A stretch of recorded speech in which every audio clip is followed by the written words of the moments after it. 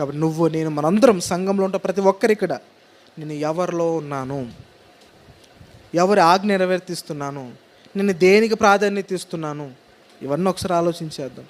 మనం దేవుని వాక్యం విన్న తర్వాత దేవుని యొక్క ఆలోచన ఏంటంటే మన పట్ల మనం చనిపోయిన తర్వాత ఎలా దేవుని దగ్గరికి రావాలి, ఎలా ఉండి మన దేవుని దగ్గరికి వెళ్ళాలంటున్నాడు అంటే పరిశుద్ధులుగా నిర్దోషులుగా ఉండాలని దేవుని చెబుతుంది. అలా మన దేవుని దగ్గరికి వెళ్తేనే మన దేవుడు రప్పించుకుంటాడు లోపలికి.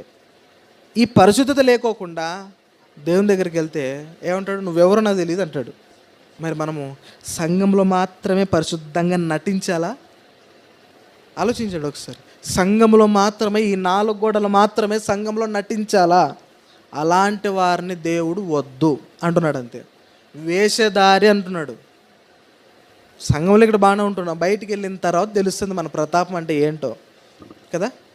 ఇక్కడ భక్తిగా ఉంటాం, ఎవరినేమనం, బయటికి వెళ్ళిన తర్వాత మన ఆలోచనలు మారిపోతున్నాయి, మన క్రియలు మారిపోతున్నాయి, మన అలవాట్లు మారిపోతున్నాయి కదా. సమాజంలో ఉన్నప్పుడు మన ప్రవర్తన ఎలా ఉందో ఒక్కసారి ఆలోచించండి. ఒక్కసారి ఎవరి మాయజంలో ఉన్నాం మనం. మరి ఇలా నటించి మనం బ్రతికి ఏం ప్రయోజనం చెప్పండి? ఇంకా బైబిల్ ప్రకారంగా ఇలా నటిస్తూ సంఘానికి వచ్చి బయటికి వెళితే మనం ఎలా పడితే అలా బ్రతుకుతున్నప్పుడు ఎందుకు మనం బ్రతకాలి? దేవుడు ఎందుకు బ్రతకనిచ్చాడని ఆలోచన చేస్తే ఆయన కృపలో ఉండటానికి, ఆయన చిత్తాన్ని నెరవేర్చడానికి మనం బ్రతకనిచ్చాడు. ఇదేం వదిలేసి లోక చిత్తాన్ని, అపవాద చిత్తాన్ని నెరవేర్చుకుంటుంటే ఎందుకు బ్రతకాలి? నీ కన్ను అభ్యంతరపడిస్తే ఏమంటున్నాడు చెప్పండి? తీసేయి. నీ కుడిచే అభ్యంతరం పడిస్తే తీసేయి అంటున్నాడు.